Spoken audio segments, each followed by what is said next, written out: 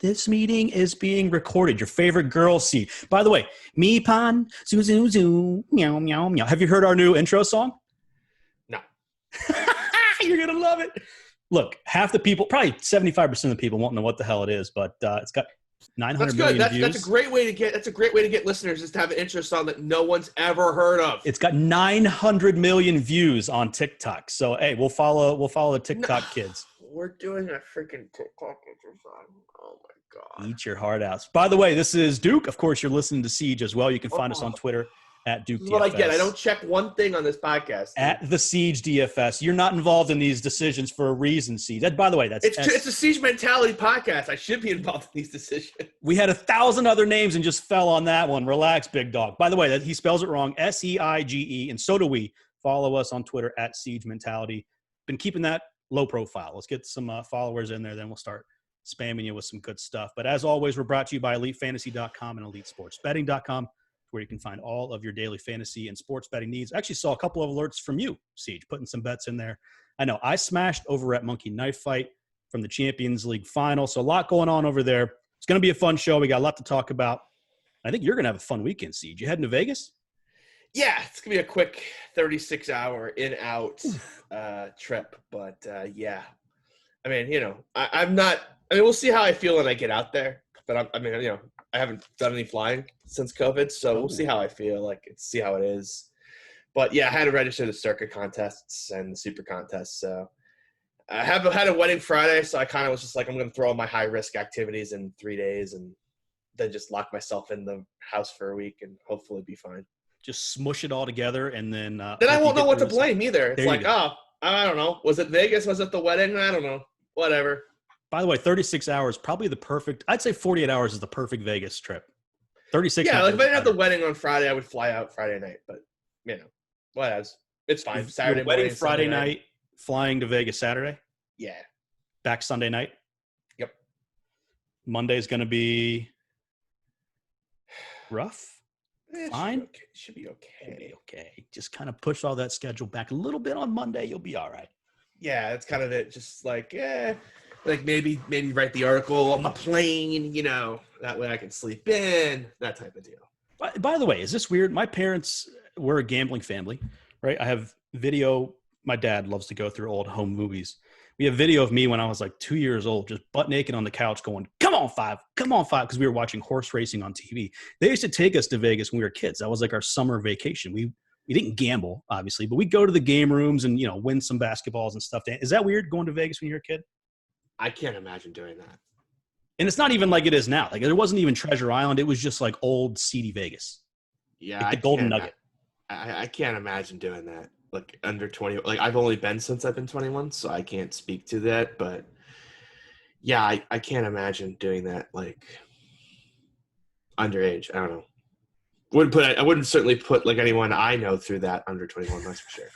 Yeah, that's not true. That's not true. I did do that. I did put people through it once, but that was a little different. Who'd be fun to go to Vegas with? Jeff Bezos. He's now worth $200 billion. Let me put this into perspective. You mentioned this in the pre-show, and I was like, still don't care. So it's interesting because it's so much money. And there's a reason why I'm bringing this up. And to put it in perspective, if you saved $100,000 every single year, it would take you 2 million years to get to that wealth. $10,000 every day would take you 54,795 years. The reason why I brought this up right now, my wife and I put our first house on the market. First time selling a house. I've, growing up, my dad in the oil industry, we sold a bunch of houses. I didn't know what the hell was going on, what all went into it. So it's wild. Obviously, if we're selling a house, we're trying to buy a new one. Budgets, restrictions, where we're going to live. I can't imagine being so rich that if you just literally drove, like you flew into Vegas, you drove by a house, you were like, that's nice, I'll take that. Can you imagine being that rich? I mean, it'd be nice. Won't happen, but it'd be nice. Where would you live? Like if you had that unlimited money, where would you live? Ooh. Well, if I had that kind of money, I would probably just stay here. All my friends are here, and then I would just fly in my private jet to wherever I wanted to go. So you would have houses kind of in strategic places, but you'd... Yeah, definitely would have one in Vegas. Definitely would have one in Boston. I definitely would kind of... But being located in the middle of the country makes sense. Then you don't have to fly cross country to do things. You can kind of have like a 3-hour flight in any direction. Yeah, in your private plane. Right. You know what? My old boss, I won't say any names here, but very, very wealthy, over with a B behind his name. Very modest house in town, mansions everywhere across the country, and I think over in Europe as well. I think that'd probably be my, I don't need anything extravagant around my friends, but we'd have some. Oh no, no. No, you're going big right around. No, we're having the cool pool. We're having the golf simulator with like the full size putting green. We're going we're decking out the home base. Would you buy a sports team? I mean, how long until we see Bezos buy a sports team? Oh, would I buy a sports team if I had that money? It'd be the first thing I would do. What would you buy? I would go to John Henry and be like, "Give me the Red Sox." I think he's doing okay financially. That's fine. Doesn't matter. He's a smart businessman. There's a price he won't say no to. If I had $200 billion, just write you a check for $6 billion. If I had $200 billion, what does it matter? Yeah, I mean, that's interest, right? Make that back in 2 years. What's it matter? Well, I mean, speaking of other rich people, we got to talk about this before we get into football. And by the way, we mentioned it last week. That was our last show. That's kind of really a whip around until we head into straight football talk, which will be most of this podcast, but a different kind of football. European football. Lionel Messi, you've all heard of him. Maybe the greatest player of all time, is leaving his only club, which he was at since he was 13, supposedly leaving Barcelona. Siege, I know you're a soccer guy as well. And he may be going to Man City and literally just bend me over and shoot me in the back of the head if that happens. Get ready for it. Well, no one else is going to pay that kind of money. He's supposedly making $110 million a year. And they have to pay the transfer fee. Like, I know there's a clause in the contract says you can leave, but that's not going to happen. You think he'll like it would have to be like a Spanish court would have to be like, yeah, you can just leave Spain. Don't think so. The same Spanish court that just, if you have anything that requires a jail sentence under 2 years, is like, you're fine, suspended. Yeah, but again, like, that's a lot of money that's going to be leaving Spain. They'll be like, yeah, we're gonna hold this clause a little, like, oh, it said June. There's no pandemic clause in it. Sorry, you had to notify them by June. Do you think do you think they'll start putting pandemic clauses? Like, I know in a business standpoint, we talk about force majeure all the time, right? It's in every contract. Most business contracts have them. I'm just saying, like, in sports contracts. I mean, it's normally part of like the collective bargaining in American sports. I don't know what they do in Europe. I have no idea. So I don't even want to comment. Like, I have no idea. I was trying to think about a good comparison for a North American athlete because, I mean, he's in the same sport. In a sense, he's in a conference, right? He can play in the Champions League. So someone like a Man City, a Man United would be playing against Leo Messi. But it's not like LeBron going from Cleveland to LA, or I was thinking it'd almost be like maybe in college sports, someone transferring to your rival. Like, I'm trying to think of it. It'd be like Trevor Lawrence going from Clemson to South Carolina. Right. Yep. I mean, that would end. I mean, there'd probably be a civil war inside the state. It would not be good. Would not be good. No. Speaking of not good, COVID test. Maybe it is good. Maybe they are over Notre Dame. We'll talk college football here a little bit. Are you taking your and quickly 30 seconds? You taking your NBA bubble loss yet on the COVID tests? No, okay. I am not. We will wait until another week of Duke wanting COVID tests in the bubble. All right, I'm going to ask you this every week. I think. You know how that wasn't on the show rundown. I know. I don't care. Yeah. By the way, I will be wrong about a lot on this podcast, but so will you, my friend. And I'll catch you. Oh, I know. I'm just taking the first win. I got the first one. I'm 1-0, and it's going to look good. You can only go downhill from there. I'm considering a buyout, but we aren't there yet. But yeah, it's not looking good. Again, I'm not rooting for a COVID test. I'm just saying, as soon as I saw the 100 family members were already in quarantine, I was just like, yep. Ship it. You know, I might take, who is it? Bill Gates that's releasing 75 million mosquitoes with some weird thing. I might maybe throw a little mosquito in the bubble with some COVID. Again, I don't want anybody to get it, but I don't want to. Yes, you do. All right, we did have the AP college football rankings come out, which is so weird, man. So like 13 of the 25 teams as of today are not going to play a game. We know at the moment the SEC is going to play, ACC is going to play, Big 12. Siege, you just mentioned in the pre-show, Notre Dame added a game. So even though they had these COVID tests, they're certainly moving forward with things. Just an all-time weird preseason for college football. Yeah, I mean, we still have that Ohio State, Michigan, Nebraska, Penn State thing that won't die either. It sure as hell looks like they're going to eventually play. So, yeah, I mean, it's going to get interesting, I think. God, I really do want that. I do want that 16 thing though. Home and home. Home and home would be God, that would have been so. I mean, even without fans, that'd be awesome. Take it out of the Big Ten. USC, Notre Dame playing a home and home.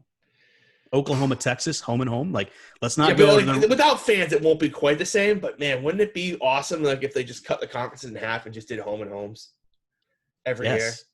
Yes. I mean, every team would go like 9. There'd be no 0 loss teams anymore. But it'd be awesome. And we're already starting to see like matriculation too. Jake Burton transfers from UCLA to Baylor. He's probably going to be the starting tackle. He's a 5th-year senior, is my understanding, for UCLA.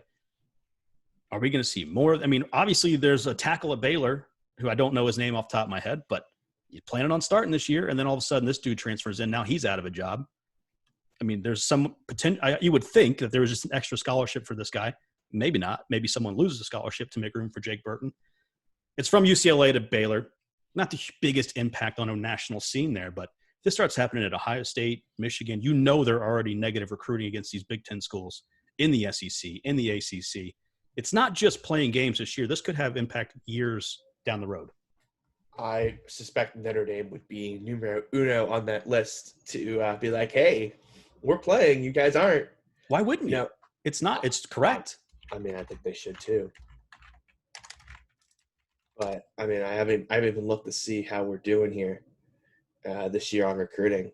But, yeah, if you can get me to go look. I can't say 2021 recruiting has been high on my mind, but certainly going to take a look now and see if we've got any good commits. Yeah, we're relatively busy around these parts with all sports full go. Ohio State, I believe, is number 1 so far right now. We got a bunch of 4 stars already. Okay. All right. I'll take that for sure. Especially some offensive line help. God, Lord knows we need that. So that's good. Yeah, well, it's just weird. I mean, we're seeing, unfortunately, Georgia loses wide receiver Blaylock to a knee injury. QB battles are being sorted out. We got the freaking Big Ten just basically all the news is parents not giving up and demanding more of the AD, which I think is fair. I think it's right too. Like, spoiler alert, like if you have information that you think like it's super unsafe, you can't just keep that to yourself. And if you're trying to use the pandemic as a smokescreen for you not wanting to take some liability and responsibility, then you should be condemned for that too, because that's ridiculous. You think the Big Ten just overplayed their hand, just thinking they would take the moral high ground, be the first to do it? And I think they knew they had the Pac-12 and they thought everyone else would follow suit. Makes me so sad. I think that they thought that I could have told you that like the ACC and the SEC were going to be together on this. I'm surprised the SEC didn't just allow one non-conference game though. Like that just makes no sense to me, but whatever.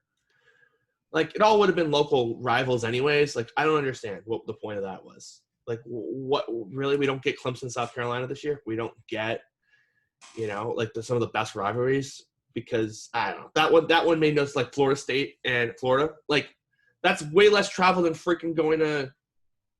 It just makes no sense. Yeah, they're literally it's hundreds of millions of dollars in these programs. They have team buses.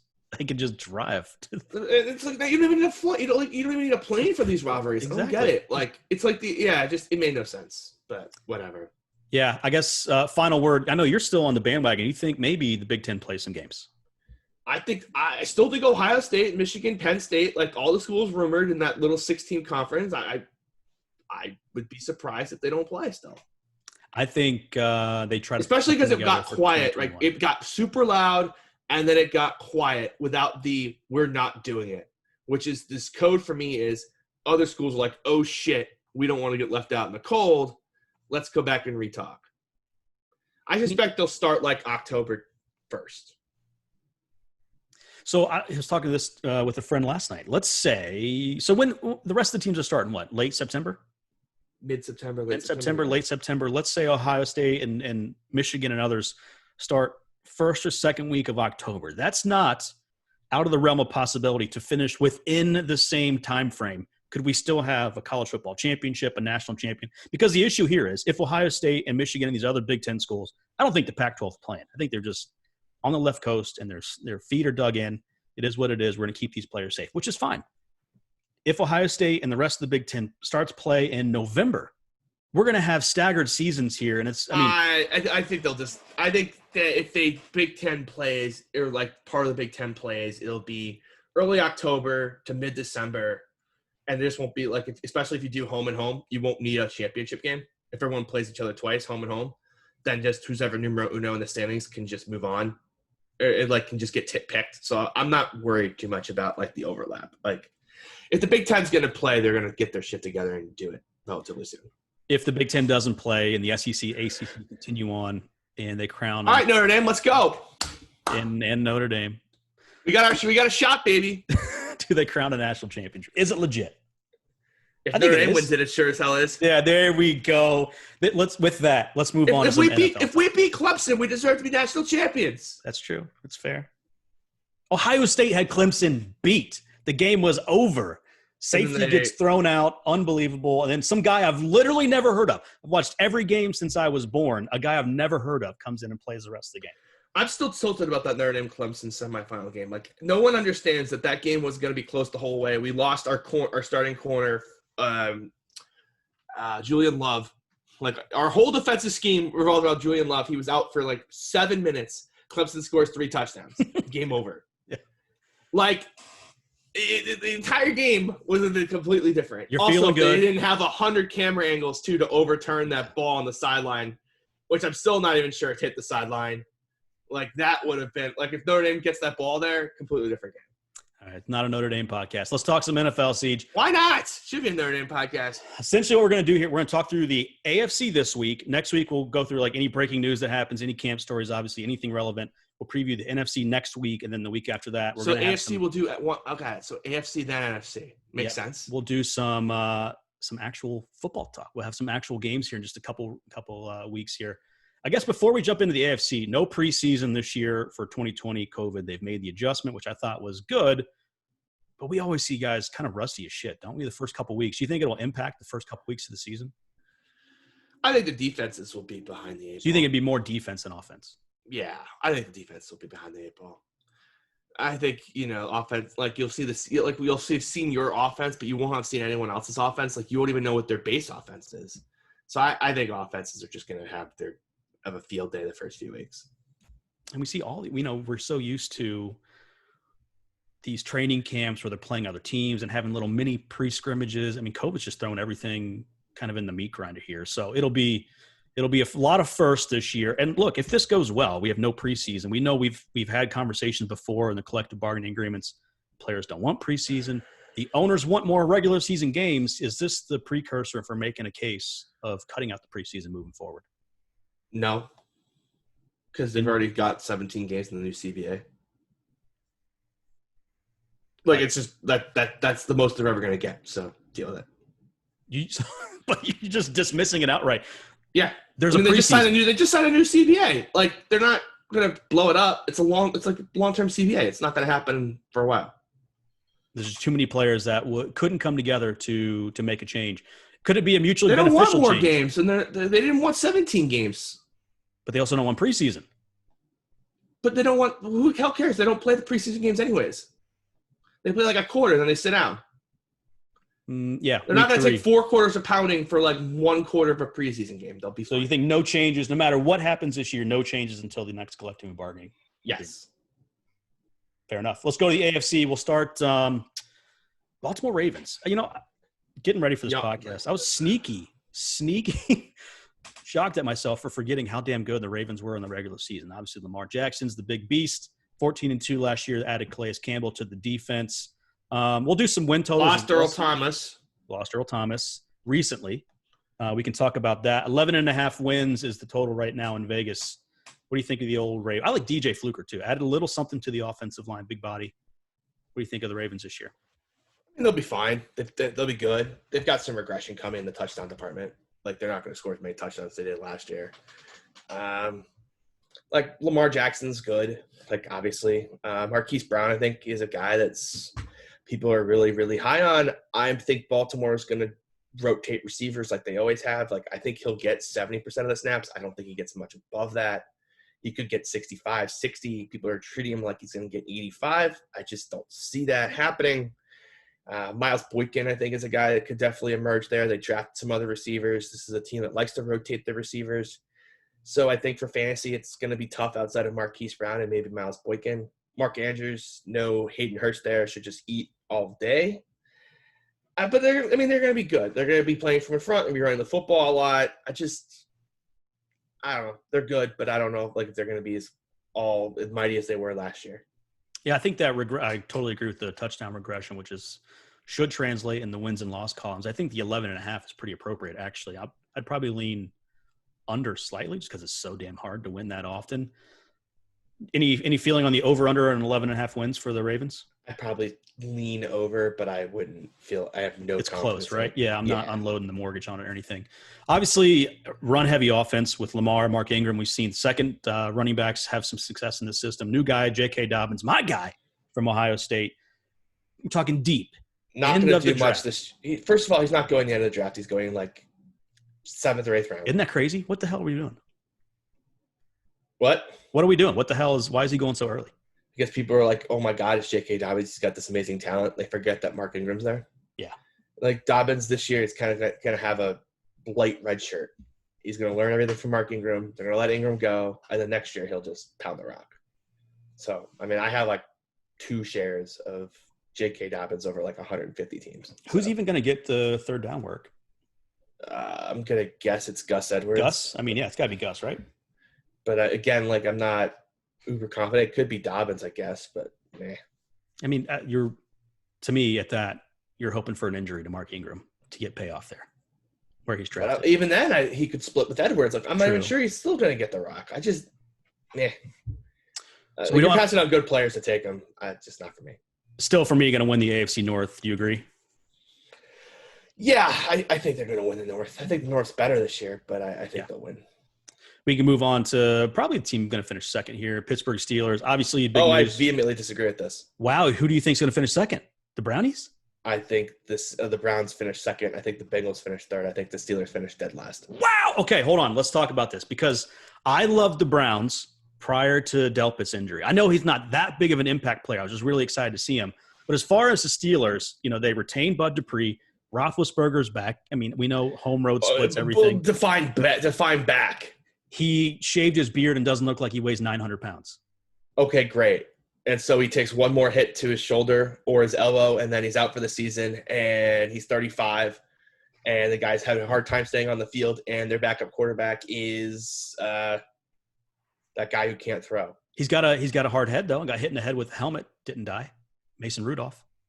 Oh, yeah, exactly. Mason Rudolph, great.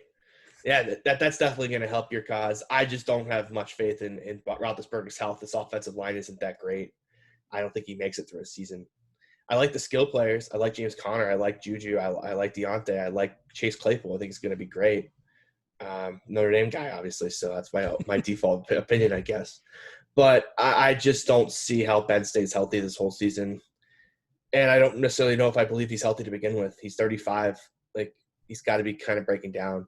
So for me, I just like the Bengals and the Browns more.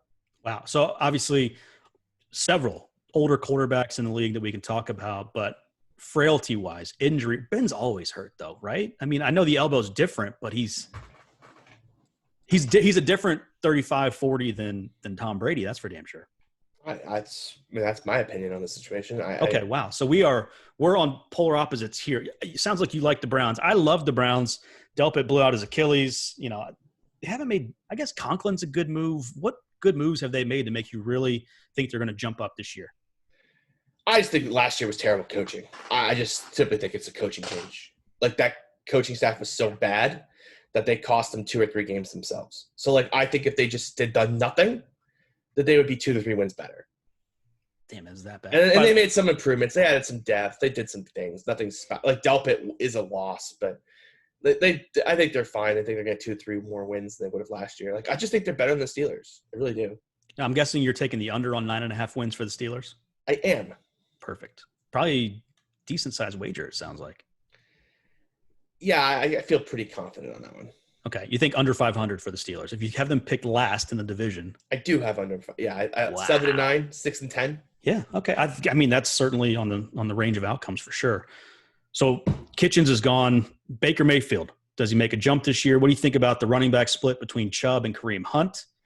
Any opinions there?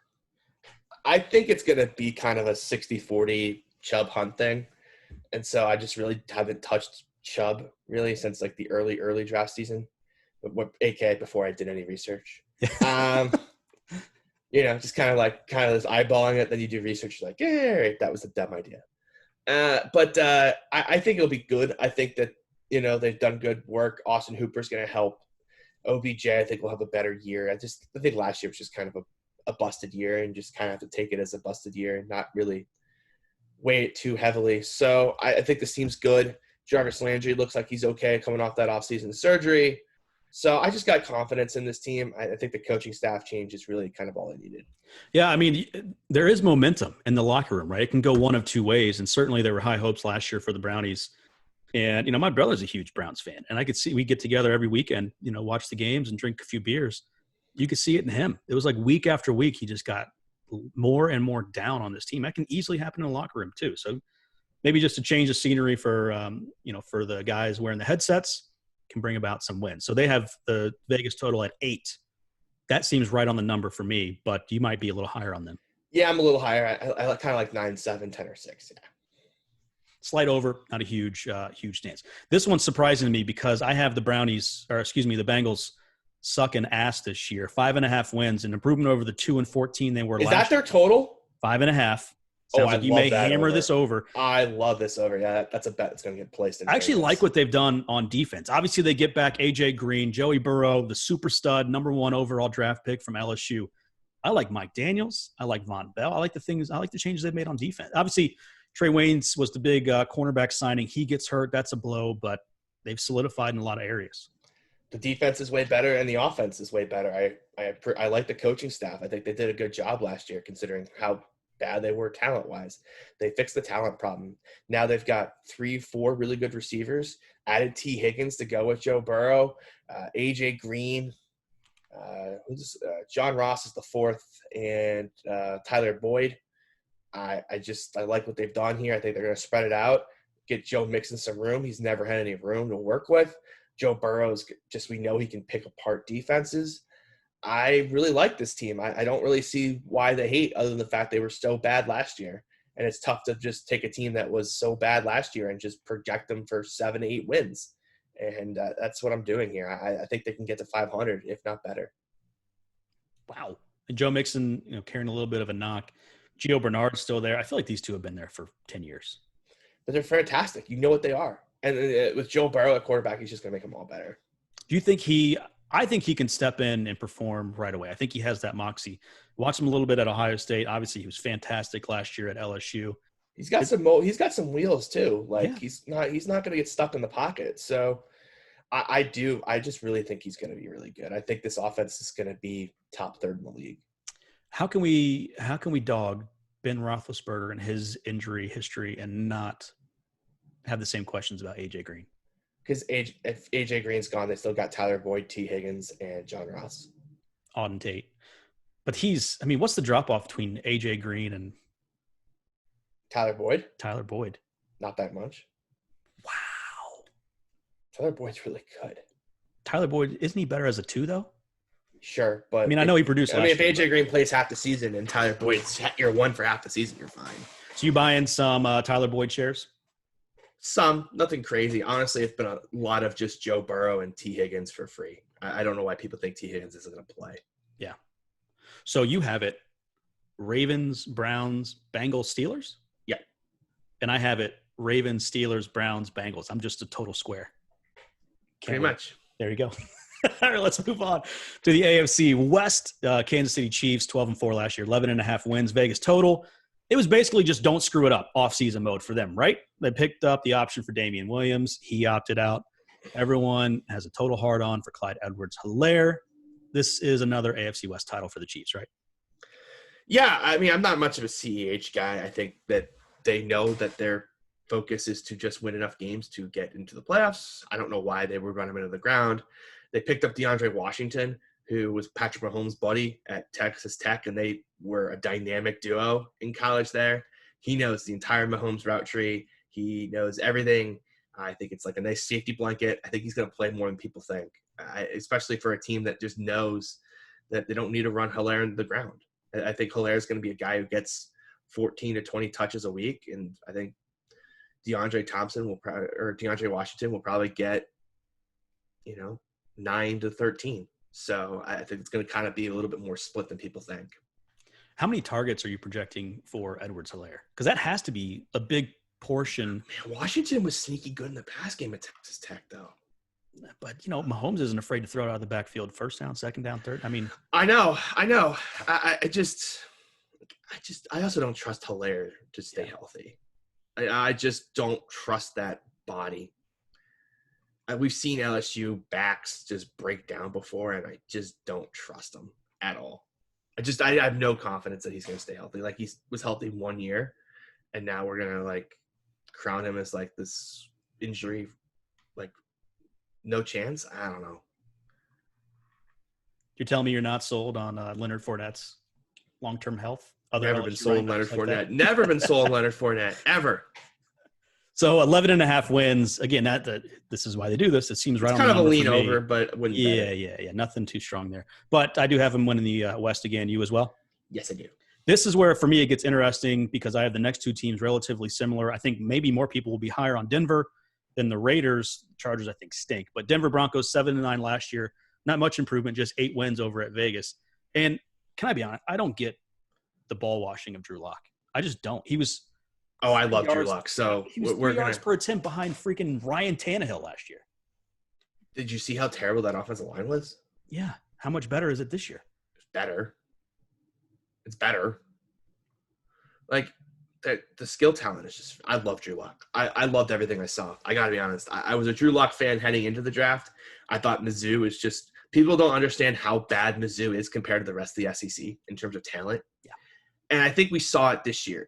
As kind of this last year went on, they brought in Kelly Bryant from Clemson, and people were like, oh, they'll be good again. He'll just be Drew Lock. And he wasn't, because there's just no talent at Mizzou. It's not very good. And it kind of just showed how good Drew Lock was to make it look like Mizzou had talent. Yeah. And then he goes to Denver, and in his starts, again, with no training camp, no reps, was on IR the whole year, comes in and did a pretty good job. They won some games. They beat a playoff team on the road. He was impressive. He was accurate. And John Elway just said, okay, you did good with our lack of skill talent. Here, let me go add all sorts of skill talent for you. Let me go add your favorite target from Missouri in Albert O. Let me go add Jerry Jeudy. Let me go add KJ Hamler. And you still have Cortland Sutton. And, you get Melvin Gordon too. Have fun. What do you think? This offense is going to be good. So one of my big questions was, what do we think we get from Melvin Gordon this year? Because I agree.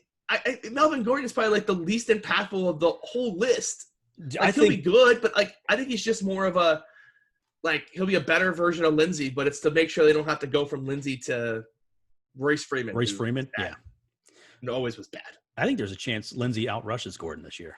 Possible. I like Melvin Gordon this year in that offense. I think he'll get the goal line work, but I'm not super gung-ho about it. I think I will have 0 shares of Melvin Gordon this year.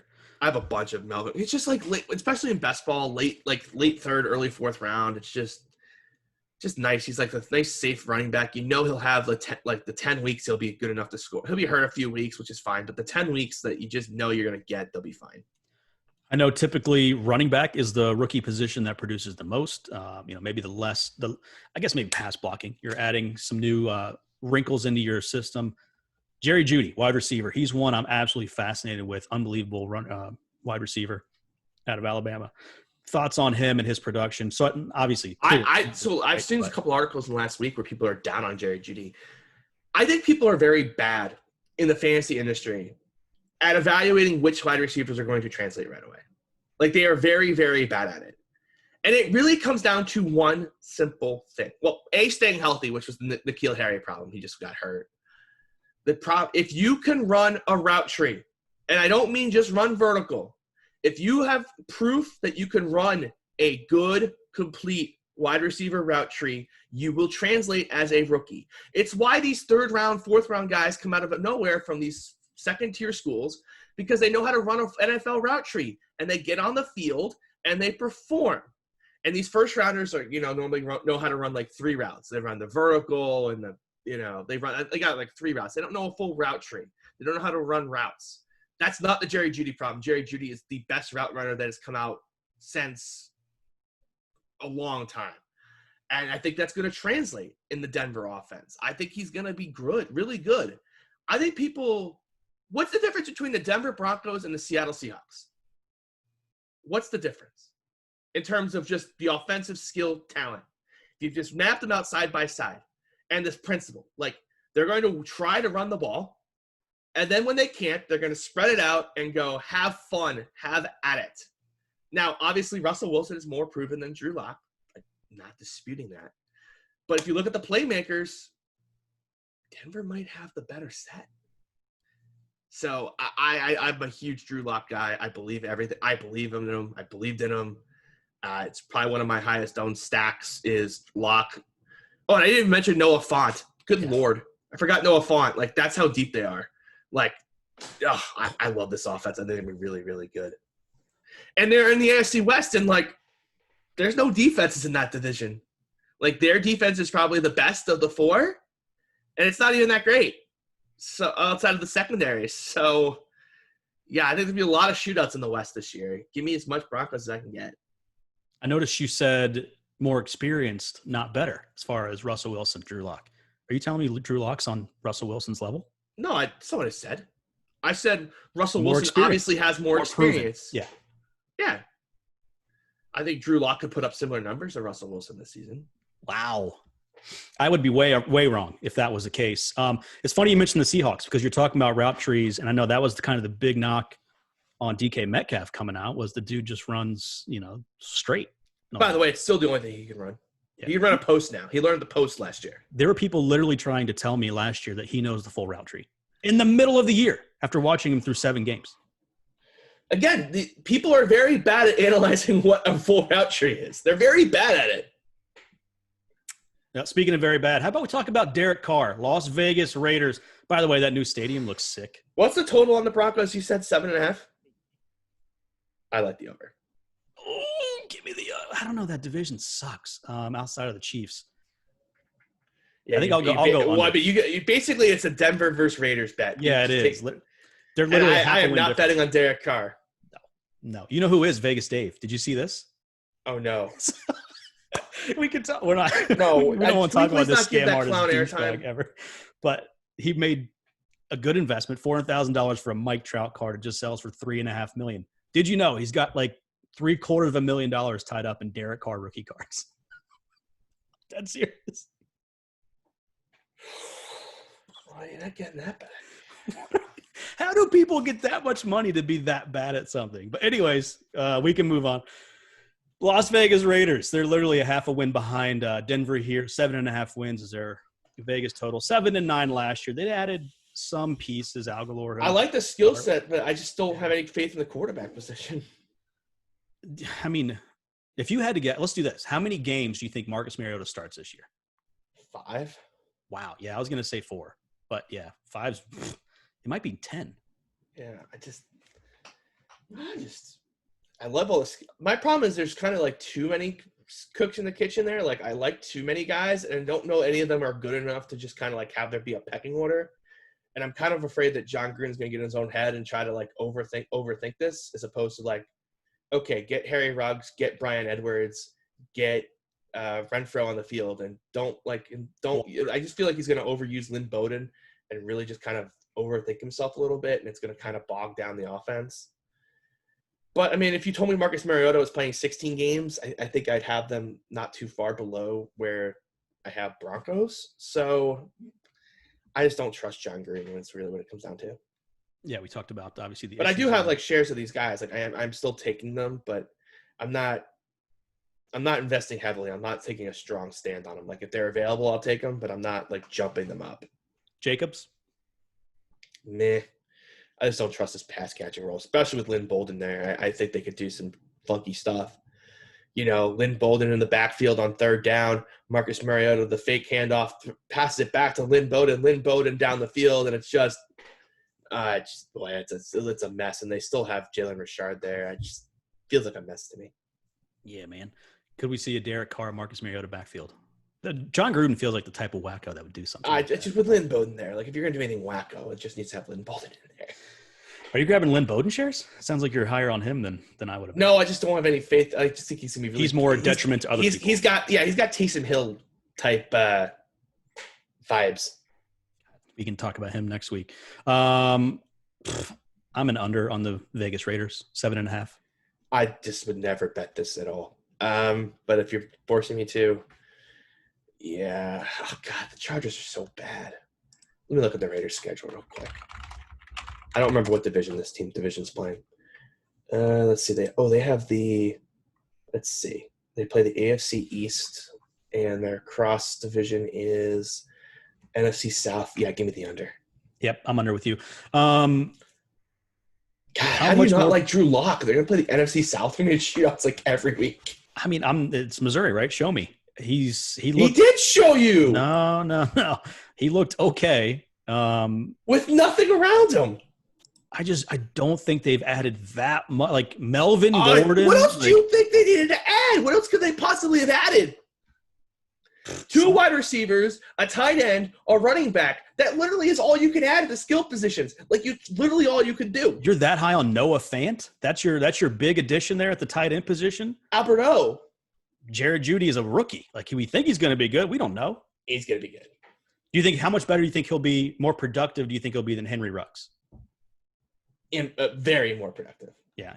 You think Renfro? Ruggs, speaking of guys who don't know the full route tree, Exhibit A. What a freak. All right, let's move on. We got a lot to cover. Very freak from the vertical, but yeah.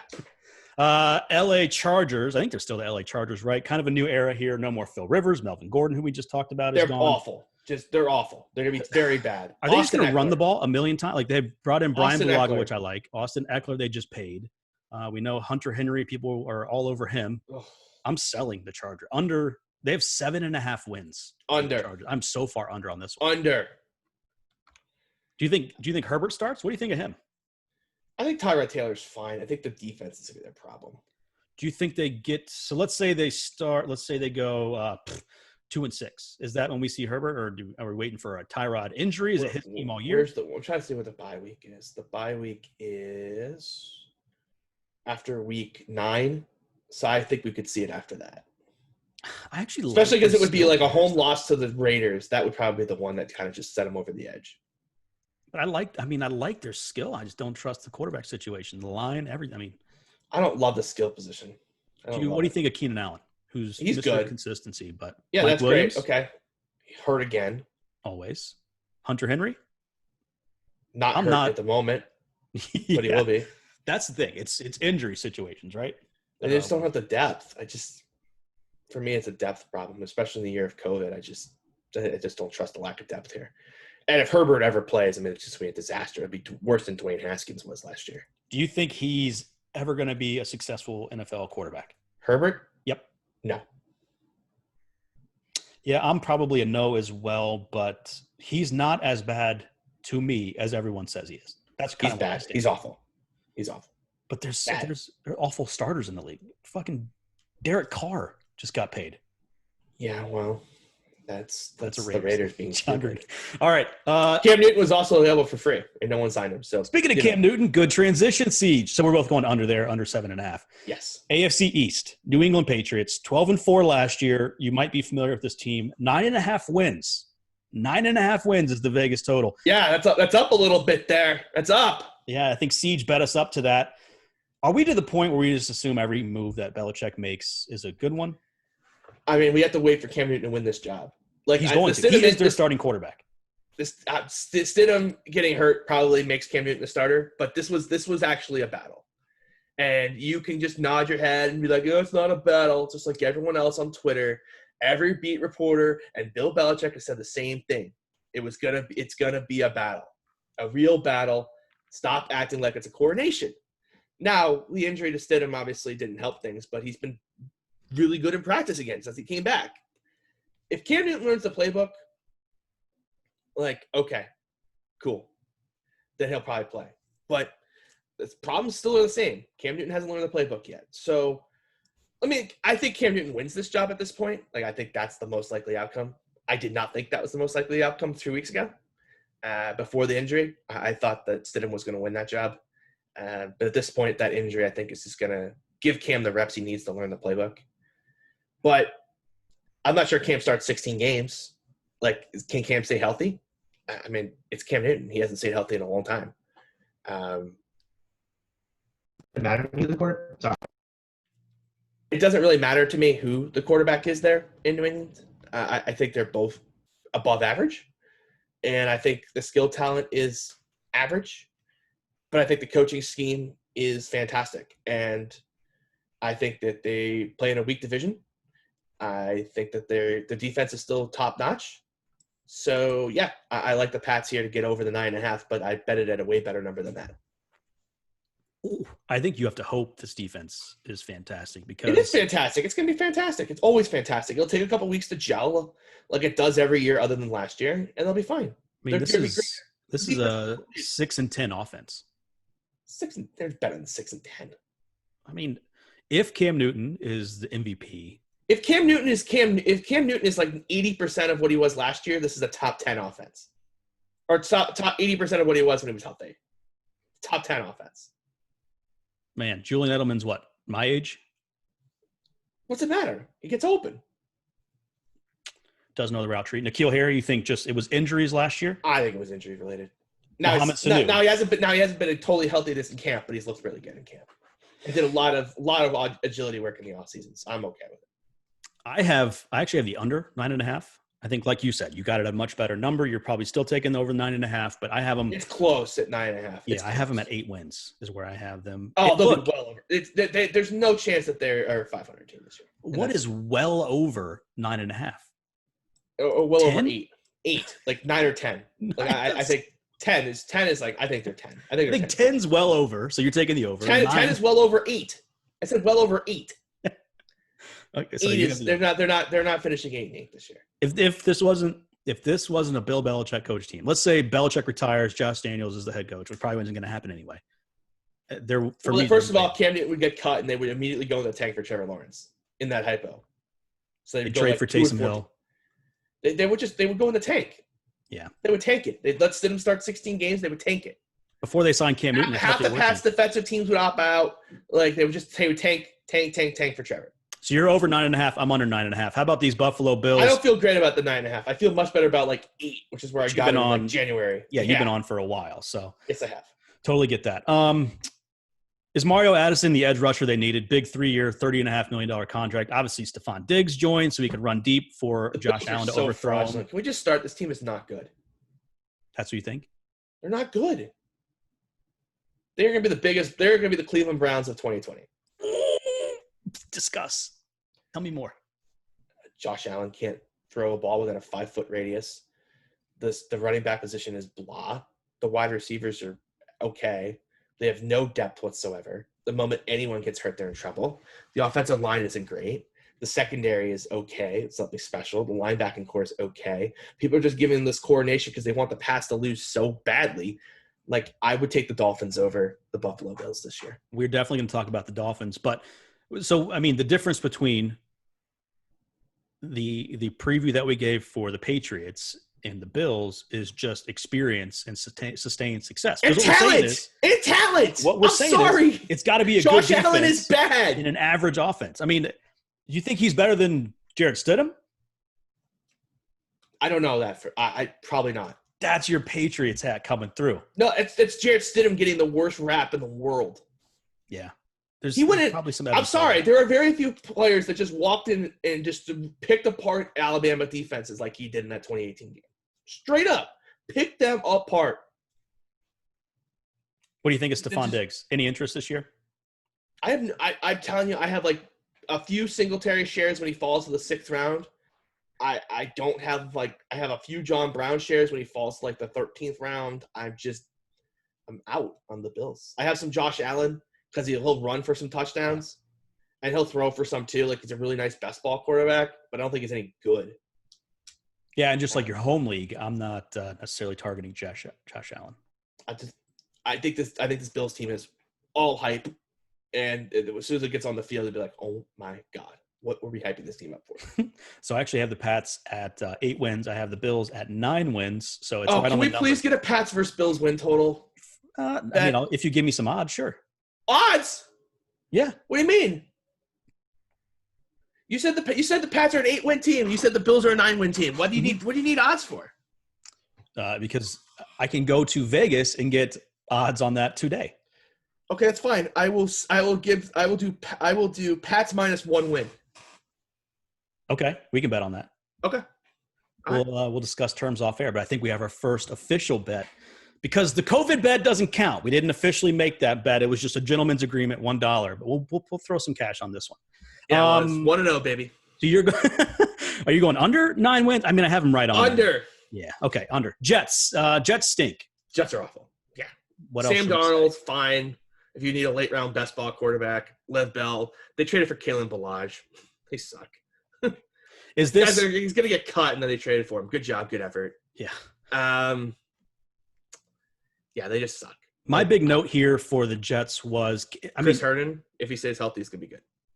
Can we even learn anything about Sam Darnold this year? Like, I'm assuming we're getting a healthy Sam Darnold from the start. Lev Bell depends if Crowder and Perriman are healthy, right? That's their skill players suck. Like they stay healthy, like enough, like you can at least like figure it out. But yeah, no, the Jets are terrible. Do you rate Sam Darnold?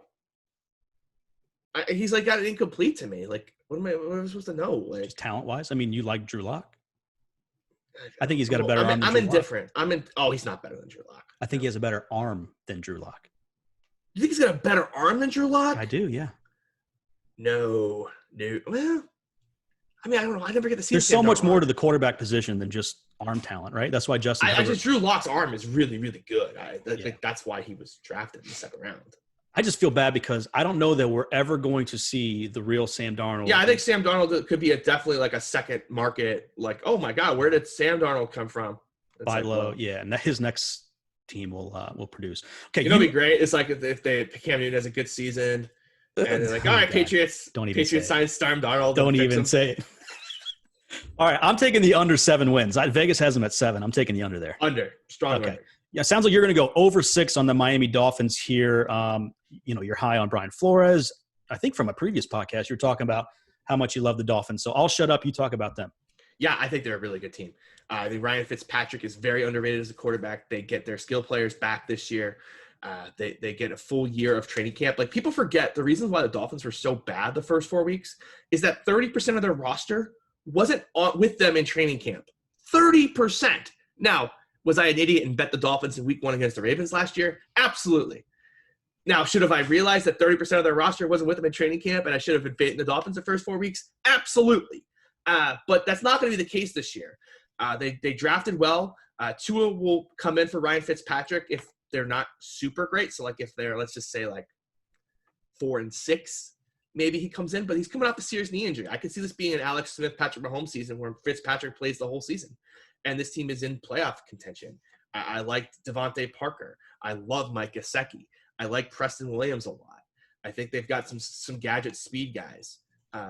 Ford, in particular, that can kind of run some slot.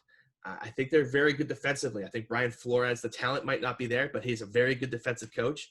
He schemes very well. We saw that towards the back end. The players bought in. I think the Dolphins are going to be the surprise of the AFC. I think they could. If I was betting on a team that not named the Patriots to win the division, it would be the Miami Dolphins.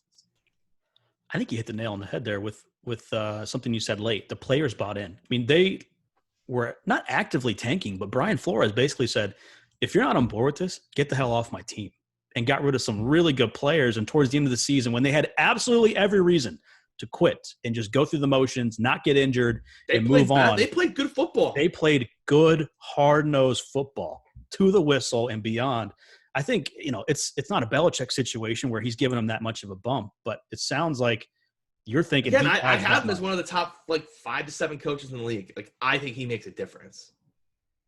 And I think that his loss was one of the reasons why the Patriots weren't as good last year. Yeah, I think that's fair. I'm not touching this backfield. Any interest in Breida Howard? I think I like Breida more than Howard, but I think it's again more of a best ball thing. I wouldn't do it in like your standard season long league. And obviously injury is an issue there. Devontae Parker, I never get him right? So when I'm covering soccer, Bournemouth is a team who I never get right. So just throw away any player that plays from Adam Gase. Just pretend that those seasons never happened. Adam Gase is terrible. I don't know how he has a job. So just pretend that Adam Gase doesn't exist and that Devontae Parker had a good coach for one time in his career and acted like a first-round talent. That's how I'm approaching it. Do you think Tua's going to have an NFL career? I think Tua's going to be really good. I think the Dolphins will be smart to just redshirt him this year. Yeah. But I also think they're going to be in playoff contention, so they're going to have no choice but to redshirt him. Like, they're not going to bench him, unless they start him, which I can't imagine coming off that knee injury. It makes no sense. You hired Fitzpatrick's offensive coordinator from all his good days to come in down there and just make sure that things go well. I just wouldn't. I don't see what the point is there. So I have the Dolphins at 7-9. I don't think that's a playoff team. I have the Dolphins at 10 wins. Jesus. Well, hammer it. There you go. If you follow Seige and agree with him. Maybe 9. Maybe 10's a little aggressive. Now he's backing off it. I knew it was coming. That 10 was a little strong. I looked at the schedule. The schedule's a little tougher, when you see it on paper. At the 49ers, at the Broncos, all right, they got some tough road games. So we have our first bet, Bills, Patriots, win totals, Bills +1. Love that bet. Cannot wait to cash that one. Jets stink, Dolphins finish. There's no chance you're going to cash that bet. So by week 5, you're going to be like, oh, my God, I invested in this Bills team. Maybe. All right, AFC South. You even know who the Bills' backup quarterback is, by the way? You have any clue? Yeah, Joe Flacco. No, it's not. No, it's Matt Barkley, who's an NFL vet. He's been around. First of all, he's the perfect backup quarterback. You know who keeps the locker room loose? Matt Barkley. You know who's got the hot tub? Matt Barkley. You know who's not a threat to the starting quarterback? Matt Barkley. Matt Barkley. You know who's less accurate than Josh Allen? Matt Barkley. You know who never gets hurt? Knock on wood. Josh Allen. God damn. He's definitely going to get hurt. He missed a bunch of games last year. With COVID. Last year? I'm kidding. Let's move on to the AFC South. Houston Texans, 7.5 wins. It's not as simple as this, but is it as simple as no DeAndre Hopkins and then bringing in Cobb and Cooks with Will Fuller? I mean, they're changing. Will Fuller season, man. If he stays healthy. That's a big if. We've talked a lot about injuries on this podcast. It is a big if, but man. Where'd he go to school? Notre Dame. Oh, weird. All right. Obviously, can they keep Watson off his back? That's a big issue. David Johnson now comes into this offense. Maybe I'm a buyer of David Johnson. Are you? He just got hurt last year. Yeah. He's looking he clearly was hurt when he came back. Yeah. Full off season, lack of hits in camp. It's Bill O'Brien and it's tough to trust Bill O'Brien, but if Carlos Hyde got 1,000 yards, I'm pretty confident that David Johnson can get the 1,300, 1,400 yards this season. Where do you have this entire skill set ranked in the NFL? I mean, top quarter, I would think, right, of the league? Top quarter? Oh God, no. Probably towards 50%. Wow. Okay. So I have no faith Cooks can stay healthy. If Cooks is out of the league by week 4, I wouldn't be surprised. But this to me has complete bust potential. Every single player except for Deshaun Watson has question marks. By week 4, we could be talking about some wide receivers that they signed off the street as wide receiver 1. Or Kenny Stills, who was an inactive last week. Now the wide receiver 1 as Will Fuller has a groin injury. Brandon Cooks is retired with a concussion, and Randall Cobb has a thigh injury. Are we gonna have Kiki Kuti week this year? I mean, it's possible. Yeah. But if it goes well, whew. Yeah, Will Fuller and best balls is my best friend. I made a decision about 2 weeks ago that I was like, all right, I'm actually just gonna take a stand on him and shove him up the board, and I'm kind of happy I did it. 10 wins. He could be if things go right. He could be the best, highest scoring receiver this year. Yeah, absolutely. That's the ceiling. When he's healthy, he could lead every single slate he's involved with in points. Oh, yeah. I mean, we've seen it. There's just not that many players in the league who are like that. Yeah, he's broken a slate each of the last 2 years. Yeah. 10 wins last year. Vegas has him at 7.5. I'm so torn on this one. I'll let you go first as far as what you think. I'm torn, but I'm going to lean over because I just have no confidence in the rest of the division. Damn it, I'm the exact same way. Like I said, this could be a total bust, but if they can stay healthy, this could be one of the most dynamic offense. They may have to, by the way. It's not like that defense is super stout, so they may get in some shootouts this year. All right, Tennessee Titans. What a weird team. Tannehill, Derrick Henry, obviously Vrabel's hitching his wagon to these two. Lent. Wow. Fraud. You're not Last buying year was their the biggest 9-7. fluke ever. Remember when the Ravens had to give Joe Flacco that extension because of the playoff run? They realized right away, like, oh, it was just a hot streak? Yep. I present to you Ryan Tannehill, ran like a god in terms of just all the advanced metrics on the touchdowns scored. Derrick Henry just, he gets hurt. He's a warrior, but he gets hurt a lot. A.J. Brown's great. There's no pieces around it. The defense is blah. I think this team is going to have major, major, major issues. The only nice part is the beginning of their season schedule is soft. But man, if they somehow don't win these early games, it's going to get ugly. But the division is so soft. I mean, their schedule is their schedule is just so soft. Like who's going to win the division? We got right now, as it stands, the Colts. Vegas has them at 9 wins. That would be winning the division because the Tennessee Titans are 8.5. The Texans are down to 7.5. Jacksonville's an absolute laughing stock. So there's going to be wins in there. Oh wait a minute, I have the Jaguars schedule up. I don't have the Titans schedule up. Hold on a second. That Titans schedule is a lot harder than the one I just had up. I mean, to me, giving Tannehill a contract, it'd be like if you went to the cafeteria. Sorry about that. This Titans schedule at the beginning of the year, not soft. I had the Jaguars schedule off, and I was like, man, this schedule's super soft. This Titans schedule is not soft. At Broncos, Jaguars, that's nice. At Vikings, Steelers, Bills. There's no gimmies there. Broncos, Drew Lock. I mean, that's a in Mile High week 1, you can just pencil that as a loss. I'm serious. The Broncos like weeks 1 and 2 at home are like 25-2. So it's something ridiculous. Like they don't lose at home in those first 2 weeks. Players aren't fully fit and then they have to go play at altitude. Good luck. Actually, that was one of my questions here with Tennessee. Obviously, they have maybe similar to Baltimore, kind of a defense and grind it out type of offense with no preseason. Perhaps the offense is kind of taking time to get together. Does this type of offense translate better in the first few weeks than, maybe even a Chiefs? No. Why not? Because they're awful. Just your hate for Tennessee. They have limited options. Like it's really easy to stop when you're like, okay, just stop A.J. Brown and Derrick Henry. Yeah. And Tannehill's not good. I don't care what he did last year over a small sample size. We know he's not good. Drew Lock's small sample size showed you everything you need to see, but Ryan Tannehill's – Drew Lock was amazing in college, too. Tannehill's been garbage for 4 years. He plays good 8 games. Drew Lock has always been good. Tannehill has always been bad until the 8 games. Yeah, it's not like Drew Lock suddenly became good. No. Drew Lock was always good. A.J. Brown, do you rate him? He's going to get a lot of targets. He's got some regression coming.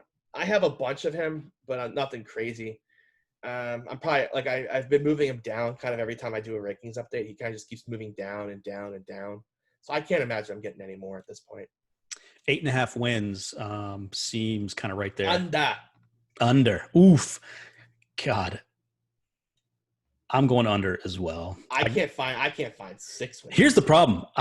I'm slightly over on the Texans. I'm slightly under on the Tennessee Titans. I'm under on the Indianapolis Colts. They have them at 9 like the wins. Colts. So that's I'm over on the Colts. Good. Okay. I like some of these moves. DeForest Buckner's a good addition. What do you like about the Colts this year? That they just don't suck like everywhere. All these other teams are bad. This team. Yeah, you play with your cord there a little bit. We lost you. What'd you say? I said this team appears to be solid. Like they're just solid. You like Rivers? Yeah. Rivers, solid. T.Y. Hilton, solid. Jonathan Taylor, Marlon Mack, solid. Offensive line, solid. And in this division, solid is good enough. Really good offensive line. Jack Doyle, as consistent as can be. They added Trey Burton. I wish Paris Campbell could stay healthy because he can do some things. I'm not saying he's an all-word player, but I'm not going to panic on Paris Campbell yet. Yeah. But they got a couple nice easy games like Jaguars week 1. That's a nice place to start. Vikings, probably not a great win. Jets, Bears. You can get some momentum going. Momentum, and I think it'll carry with Philip Rivers. So you think they're a 10-win team though? I feel better about 9 than 10. Yeah. I'm under. It's not a massive under. I'm not super far off any of these numbers. I know you've had a I couple think this big division moves, but is going to be under 500 as a division. wow. Yeah, this could be 7-9 going to the playoffs. Yeah, 8-8 going to the playoffs. Yeah. 8-8. Yep. Okay, so you're right on the number. You taking over under 9 wins. 9.5 or 9? 9. I thought you said it was 9.5. Titans were 8.5. I'm taking the exacta. Give me 9. It's okay. I'm going under on that one. Last team, we saved the worst for last. I'm selling the Jags. 6-10 last year, 4.5 Is there anything wins. relevant on this team at all? When your big move is Tyler Eifert, no. There's literally not one fantasy relevant player on this team. I guess like a super late Chris Conley, a super late D.D. Westbrook, a super late Laviska Shenault, but this team's bad. Gardner Minshew, bad. He's gone from cute thing to cringy in a hurry. People, I don't think, realize how bad he is.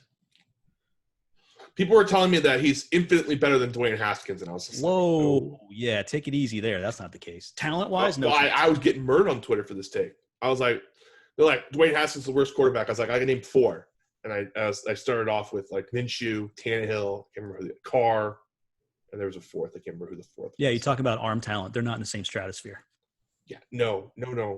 People are the hate on Dwayne Haskins. Preview for next pod, has gone way too far. But Minshew's terrible. I think he's benched by like week 6. I just no faith at all. I think the combination of injury history plus no one respecting Minshew's arm means Leonard Fournette has a terrible year.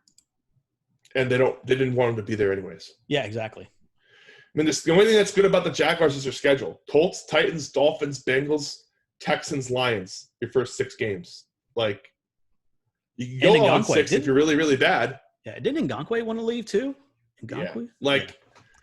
What is going on in Jacksonville, man? This seems like a rotten franchise, and I love Shad Khan. Tom Coughlin's the problem. You need to get like a new, but he's gone. GM exec in there. He's gone. What? Coughlin's gone, isn't he? Yeah, I think he's gone. Maybe. They booted his ass last year late. Oh, I missed that. Well, I think we're both selling on the Jags. Hard to go much under 4.5, but I'm an under on them. This could be a 1-win, a 2-win team. Seriously, we want to talk about Brian Flores and the excellent job he did rallying the troops and competing late. This has the potential to be, from a survivor pool standpoint, just pick against the Jags every week. Oh man, yeah. God, I'm so excited for football. It's here, man. It's right here. I told you before the show, I was getting so jacked up, getting this ready to go, man. Of course, we're finishing up with the AFC here. We'll do the NFC next week, and then the week after that, obviously, we'll have games to talk about. But I started sweating earlier just thinking about it. Probably says more about me than anything, but that's how jacked up I was. God, I'm going to be really excited to when I get out to Vegas and I start registering these contests and be like, oh, baby. You know what I'm going to be excited about? Like 7 weeks in, Bills are 5-2. Bills are not going to be 5-2. Yeah. All right, let's the funny thing is that the Pats start like 0-6. Acting like I'm going to be upset is bad. I'm going to be like, tank. Like, that's the thing. Like, people like don't understand. You don't want, like, the best case scenario if you're a Pats hater is 500. You don't want them to go like 4-12. You do not want him to get Trevor Lawrence in his hands. No, like Bill Belichick and Josh McDaniels with Trevor Lawrence or Josh Fields. Justin Fields. Spoiler alert, you do not want that, NFL Pats haters. You don't want that at all.